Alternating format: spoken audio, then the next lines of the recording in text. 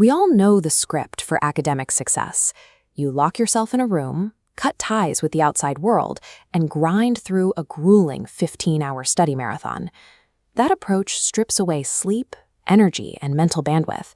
You push your nervous system to the brink, creating a void of exhaustion that practically guarantees burnout before exam day even arrives. This diagram shows how cognitive capacity works under pressure. Our working memory slams into a hard limit when flooded with too much data at once. Shoving an entire semester of information into a single frantic weekend means the vast majority of those facts simply vanish. Sanvi Lada scored 99.2% on her class 10th board exams.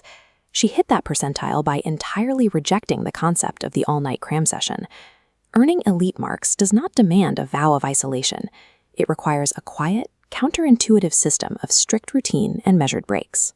Instead of waiting for the panic of finals week to trigger a massive, exhausting effort, Sanvi opened her textbooks on day one.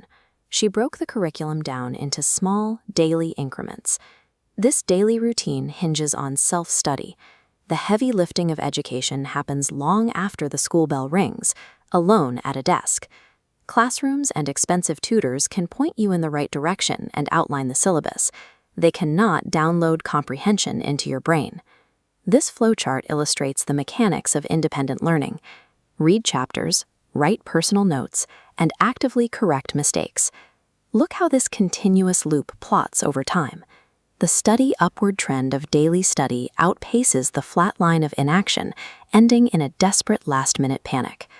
Stringing together 30 minutes of focused review every afternoon builds a dense, reliable web of knowledge that withstands exam anxiety far better than a sleep-deprived cram session. Then comes the expectation that serious students must pack up their guitars, log off their consoles, and quit their sports teams the second exam season begins. Sanvi kept her schedule full of the things she actually enjoyed doing. She maintained her recreational hobbies straight through her preparation months. Doing something you love triggers a physiological response. Stepping away from a textbook to paint or play a game cools down a stressed mind, organizing your thoughts and restoring the mental capacity required for your next round of focus. Even the loudest productivity gurus usually demand you delete every social media app from their phone. That advice is incredibly difficult to follow in practice. Sanvi admitted she couldn't cut herself off entirely. Instead, she put strict time limits on her feeds to stop endless scrolling from eating up her afternoon and ruining her momentum.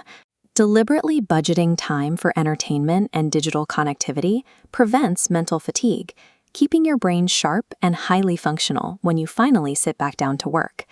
The student's own habits are only half the equation. The environment maintained by the adults in the house dictates the rest. Constant nagging and hovering from parents injects heavy anxiety into a child's routine.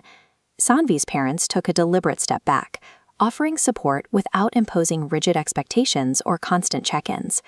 Removing that suffocating layer of parental stress allows a student to actually trust their own system.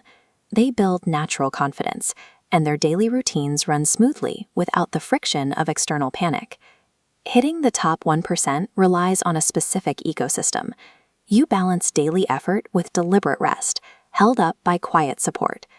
As this equation shows, your depth of focus continually outscores the sheer number of exhausting hours logged at a desk. Sitting down to do the work every single day, even for just an hour, builds a massive cumulative advantage over a 9-month school year. Stop glorifying the miserable, caffeine-fueled all-nighters. The idea that suffering equals success is entirely false. Open your textbook today for 30 minutes. Keep playing your sport this weekend. Don't feel guilty about taking a break, and watch how much further a sustainable pace will take you.